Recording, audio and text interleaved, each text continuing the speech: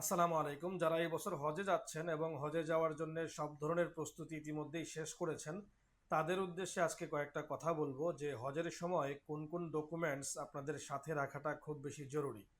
দেখা গেল যে আপনি হজে যাওয়ার জন্য যেই সমস্ত প্রস্তুতি নেওয়ার দরকার, মানে যে সমস্ত লাগেজে যে সমস্ত মালামাল বা যে সমস্ত প্রয়োজনীয় ওষুধপত্র সব কিছুই নিয়েছেন, বাট এরকম একটা ডকুমেন্টস আপনি নিয়ে যান নাই যে ডকুমেন্টসের জন্য হয়তো সৌদি এয়ারপোর্টে গিয়ে বা সৌদি আরবে অবস্থানকালে, মক্কা মদিনাতে অবস্থানকালে সৌদি পুলিশের সাথে কোনো ইস্যুস নিয়ে আপনার ঝামেলা হয়ে গেল, বা সৌদি গভর্নমেন্টের সাথে কোনো ইস্যুস নিয়ে আপনি বিপদে পড়ে গেলেন এবং যার কারণে আপনার সম্পূর্ণ হজ যাত্রাটাই একটা ঝামেলার মধ্যে পড়ে গেল। তো আজকের ভিডিওতে কথা বলবো এমন কয়েকটা ডকুমেন্টস সম্পর্কে যেই ডকুমেন্টসগুলো আপনার সাথে রাখাটা খুব বেশি জরুরি, বা হয়তো আপনি রেখেছেনই, তারপরে একটা চেকলিস্ট তৈরি করে নেন যে এই ডকুমেন্টসগুলো আপনি সাথে নিয়েছেন কিনা। তাই যারা এবছর হজে যাচ্ছেন তাদের জন্য ভিডিওটা উপকারী হবে বলে আশা করি। একদম সর্বপ্রথম যদি বলি যে পাসপোর্ট তো অবশ্যই আপনার সাথে লাগবে, সার্বক্ষণিক লাগবে।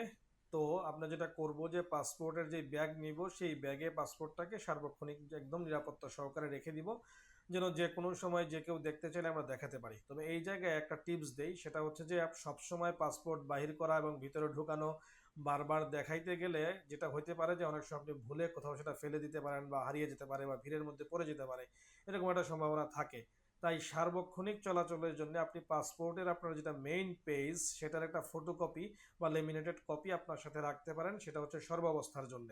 আর আপনার মূল পাসপোর্টটা সেই ক্ষেত্রে আপনি লাগেজে বা আপনি মক্কায় পৌঁছানোর পরে কোনো নিরাপদ একটা জায়গায় রেখে দিবেন, যেন আপনি আবার আসার দিন সাথে করে নিয়ে আসতে পারেন। অথবা যারা অ্যান্ড্রয়েড ফোন ইউজ করতে পারেন বা বড় বড় ফোন মোবাইল ব্যবহার করতে পারেন, তারা সেটাকে ছবি তুলে রাখতে পারেন। পাসপোর্টের যে মেইন পেজ যেটা আছে সেটা ছবি তুলে রাখলেন, যেন যে কোনো মুহূর্তে যে কোনো জায়গায় যদি কেউ দেখতে চায় তাহলে যেন আপনি সেটাকে দেখাতে পারেন।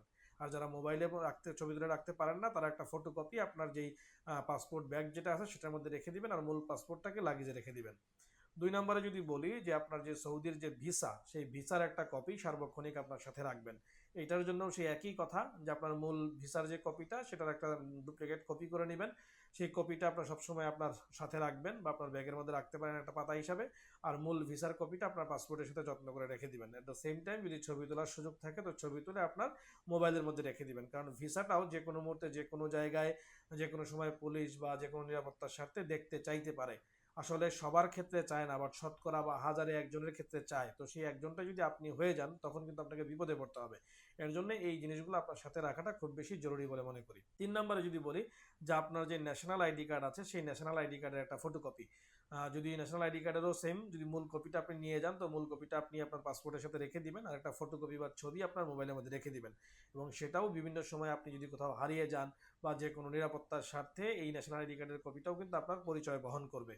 ৪ নম্বরে যদি বলি যে আপনার হজের যে আইডি কার্ড, সেই আইডি কার্ডটা কিন্তু খুব বেশি গুরুত্বপূর্ণ, কারণ কোনো কারণে আপনি যদি হারিয়ে যান তো সেই ক্ষেত্রে আপনি কোন দেশের বা আপনি কোন জায়গায় আপনার অবস্থান, আপনার হোটেল কি, বা আপনার যে কোন গ্রুপ কোন কাফেলা, সেই সমস্ত কিছু কিন্তু আপনার যে আইডি কার্ড আছে, হজের যে আইডি কার্ড আছে সেটার মধ্যে উল্লেখ থাকে।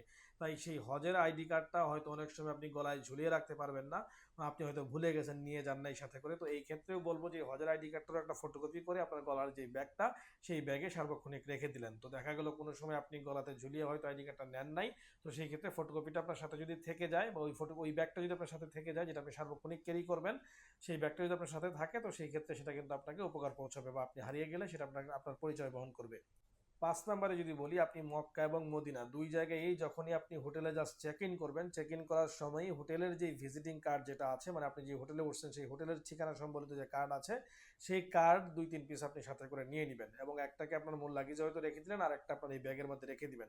এতে করে যেটা হবে, আপনি যদি গ্রুপের সাথে কোথাও যান বা গ্রুপের সাথে কোনো অ্যাক্টিভিটিসে যান আর সেখানে গিয়ে যদি আপনি হারিয়ে যান, আপনি রাস্তা খুঁজে না পান, পরিচিত কোনো বাঙালিকে দেখালে বা আশেপাশের কোনো লোককে দেখালে বা কোনো পুলিশকে দেখালে উনি কিন্তু আপনার হোটেলের ঠিকানাটা দেখে আপনাকে গাইড করতে পারবে যে আপনি কোন রাস্তা দিয়ে যাবেন। তো এই হোটেলের কার্ডটাও কিন্তু খুবই গুরুত্বপূর্ণ এবং সেই কার্ডের একটা কপি আপনার সাথে সবসময়ের জন্য রেখে দিবেন।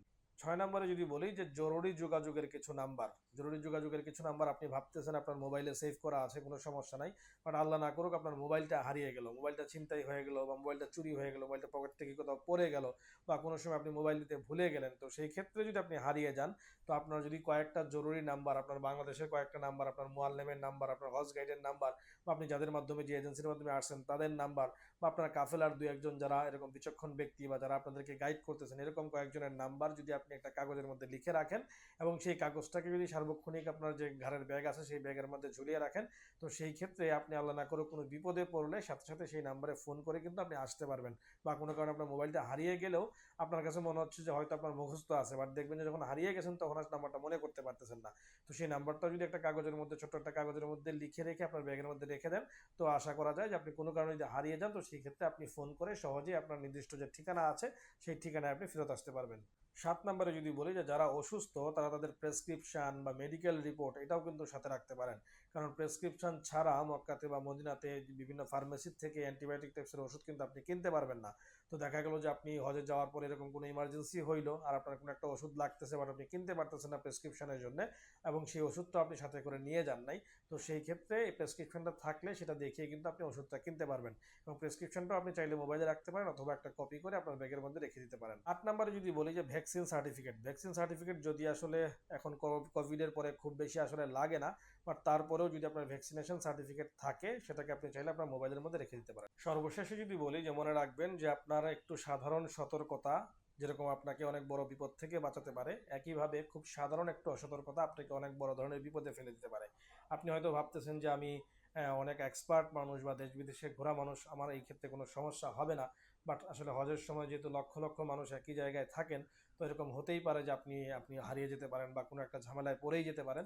তো এই সামান্য কয়েকটা ডকুমেন্টস যেগুলোর কথা বললাম, এই টোটাল ডকুমেন্টসগুলো রাখতে আপনার খুব বেশি জায়গা লাগবে না। আপনি ঘাড়ের মধ্যে যে ব্যাগ নেবেন বা কোমরে ঝোলানো যে ব্যাগ নেবেন সেই ব্যাগের এক কোনায় হয়তো ভাঁজ করে ফেলে রেখে দিলেন, এবং টোটাল যে হজের যে সফর আছে টোটাল সময়টাতেই সেটাকে রাখলেন, এবং দেখা গেল যে কোনো যদি কোনো বিপদ আপদ হয়েই যায় তো সেই ক্ষেত্রে এগুলা কিন্তু তখন আপনাকে অনেক বড় উপকার পৌঁছাবে। আর যদি প্রয়োজন না হয় তো আলহামদুলিল্লাহ কোনো ধরনের সমস্যা হইল না। আমরা হজের মধ্যে যাচ্ছি আল্লাহ তাআলার সন্তুষ্টি অর্জনের জন্য, তো এই জায়গায় এই নিরাপত্তা অবলম্বন করা বা এই সেফটি সিকিউরিটি মেনটেন করা আমি জরুরি বলে মনে করি প্রত্যেকের জন্য। কারণ সামান্য একটা ভুলের কারণে যদি আমার এই সফরটা নষ্ট হয় তো সেই ক্ষেত্রে আফসোসের সীমা থাকবে না। তো আমার এই চ্যানেলে হজ উমরা সংক্রান্ত আরও বেশ কিছু ভিডিও আছে, চাইলে সেগুলো দেখে আসতে পারেন, এবং সেই সাথে চ্যানেলটাতে নতুন হয়ে থাকলে সাবস্ক্রাইব করার অনুরোধ করছি। আসসালামু আলাইকুম রহমতুল্লাহি ওয়া বারাকাতুহু।